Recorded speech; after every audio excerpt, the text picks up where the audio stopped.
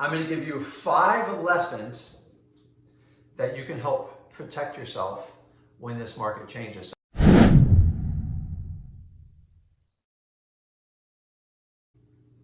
Listen, if you started real estate investing after the year 2013, then congratulations. You should be just completely kicking ass. You've probably made a ton of money at this point. I know I have. I know you have. Think about it. The ease of information today is absolutely amazing with the internet.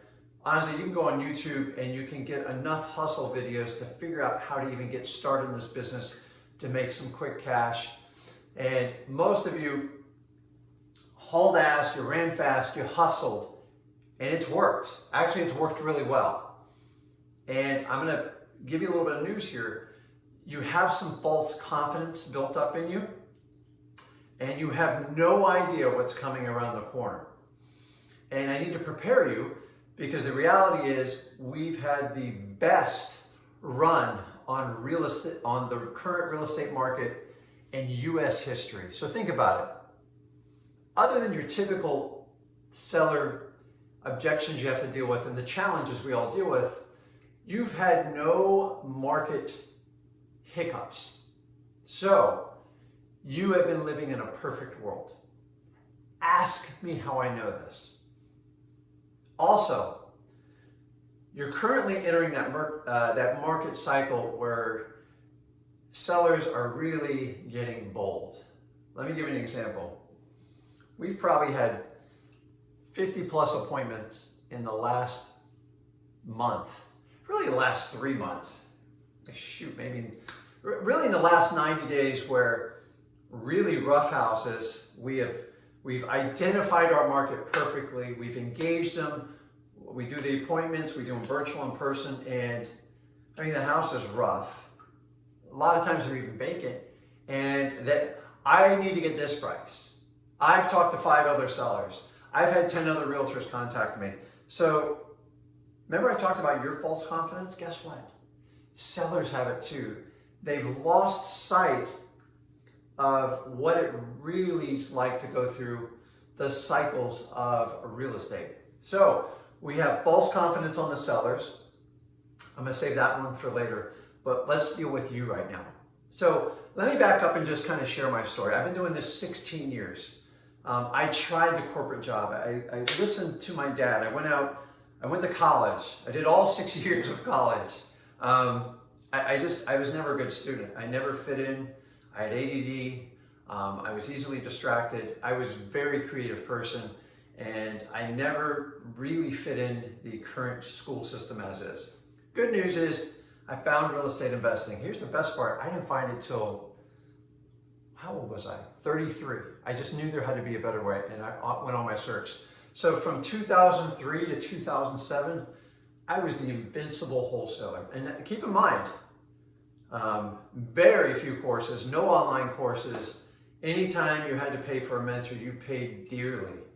And a lot of times you were, honestly, my first mentor, well, at least one of them was a failure. He was a crook. He stole a lot of money from people. And I distanced myself as fast as possible. But they created that spark and that drive in me, and I was just like you are now. I was invincible. I already knew my plan. I knew how much money I was going to make. I knew I was going to retire. I just loved this business. I couldn't stop. I went to every meeting. I was completely high on real estate investing. 2008 came. What happened in 2008? Short story. The mortgage bubble. The mortgage bubble. And they were basically giving mortgages to people that couldn't afford them, and they were putting it out in the market. The market crashed, dropped hugely. So I was in Port St. Lucie when it down, and I watched the market drop 70% over a 2.5 year period. Actually, prices were falling. I mean, they were falling so fast, buyers just said, I'm sitting on the sideline till this thing stables out. It was brutal, and I was lost, because I'm going to give you the truth. And from 2003 to 2007, my confidence was so high that I equated my confidence, my self-worth based on getting deals. Guess what happened when the deals didn't come? I started to like, what's wrong with me? What am I doing? And it really affected me, and I hated that. I just didn't like myself at that time. And I made the ultimate mistake. I left real estate. I left it for 6 months. I went to go chase cash flow in another business that I had no business being in. I failed miserably, and I learned. Most importantly, I reflected. I am a good fit for real estate, and I know it. I found my niche. I just got to find a way to make it work. And I quickly came back with an open mind, and I started learning. So fast forward, 2009, I had a decision to make. I had a lot of bills. I was in over my head. The income stopped, and I had to fight, or I had to just take off and fold my legs. So here's what I did, is I started researching. I got back into real estate, and I learned. I actually learned a new trade. I learned how, I knew there was tons of short sales. I just didn't know how to harvest them. Long story short, I connected with Nathan Jurowitz at the time, which was Short Sale Riches, and I went on and started flipping short sales. It took me about 60 to 90 days to get traction.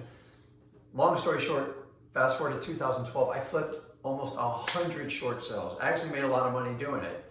And I got excited again. It was fun, but I had to relearn the business because wholesaling, it was just so dramatic, and the buyers, they wanted, I mean, the market already got cut in half, and then the buyers wanted to buy everything 30, 40 cents on the dollar, which was even hard to do. So 2012, I got back into wholesaling. I was still doing the short sales. That was starting to wind down. And really, the rest is history. From 2012 on, it's been spectacular. I mean, I was kind of prepared 2014, 15. This thing was like, this rocket ship was going to like crash and burn, but it hasn't. So good news is, if you've made your money, congratulations. I'm awesome. That's awesome. But you need to put your ego and your confidence in self-check, and you've got to go out and learn and educate yourself everything you can about this business, because change is coming. I talked a video about the crash. When supply exceeds demand, we'll have that change. I don't know when it's going to happen. Don't let anyone tell you. You do your own research. You do your own market data in your business to figure that out. So I'm going to give you 5 lessons that you can help protect yourself when this market changes. So here's rule number 1. Take my own personal pain and my history. Do not quit real estate if you're 100% committed to this gig. I did it. It was a very, very expensive mistake. And I believe I had to go through that path to understand, don't ever leave it. Don't make my same mistake. If the market has a very hard, what I call crash or U-turn, you've got to dig deep and find ways to stay in it. If you're doing, so creative financing is a great way to do it. Lease options, Joe McCall has a great course. I've done lease options. Creative financing is a gold mine. I had so many opportunities. I just didn't learn enough at the time. When the fear strikes, and there, you either decide to stick it out and persevere. And here's the secret. I'm gonna let you know the secret. If you outlast, all your other competitors will basically leave the market, and then you'll have free reign for the next 3 to 5 years to build your portfolio, to build up massive assets with little to no risk, and sellers just drooling to drop it off. In fact, from 2008, late 8, 9, all the way to 2013, I used MLS. I've never used MLS before because I figured that's the crappiest place to get a deal. There were so many sellers, there was such fear in the water that it was so easy to get a deal. You just had to figure out how to ride the time, to harvest it, get some cash, and get through it. So here is tip number 1. You must persevere. If you're committed to say, I will do whatever it takes to survive this business, and I'm gonna get it done. To do that, you have to educate, and then you have to take massive action. So I would jump on any creative financing course you can do now. I'd also be in a very short-term position on your flips. The people get burned the worst when the market turns around are the people that do traditional flipping. It's a 6 to 9 month, even 12-month process, and they will battle dropping prices to get rid of it to try to preserve their capital. So hopefully you're not in that position. Tip number 2, learn now not to identify your self-confidence for each deal you do. It's not correct, and it will damage you in the long run. So your confidence has to come before the deal. If you start hanging your confidence on each successful deal, it's like saying, I'm going to be happy when I get this. I'm going to be happy when I get a job promotion. I'm going to be happy when I lose 30 pounds. It doesn't work that way. I'm telling you, you've got to do it in the opposite order. So separate your confidence from the success of each deal. Build that confidence muscle, be there, do it, and have it done before you get the deal. That way, when you're not doing as many deals, you're not going to start questioning yourself, which leads to a whole nother can of worms that I don't want you to open. I don't want you to have to go through it. Tip number 3, get really lean. Lean it out. What do I mean by that? I'm not talking about fitness. I'm talking about lower your overhead. If you got an office, don't re-sign the lease. I would keep it lean as possible. The reality is we go to our customers. They rarely come to us.